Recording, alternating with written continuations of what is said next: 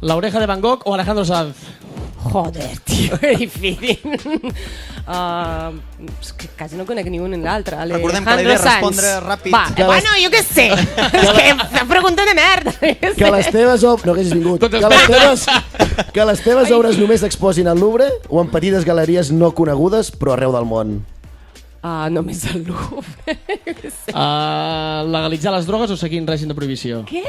Legalitzar les drogues o seguir en règim de prohibizione? Legalitzar. Aquesta és important, eh? Tenir el cul a la cara o la cara al cul? Cul a la cara, no sé. Acabar amb el masclisme o acabar amb el racisme?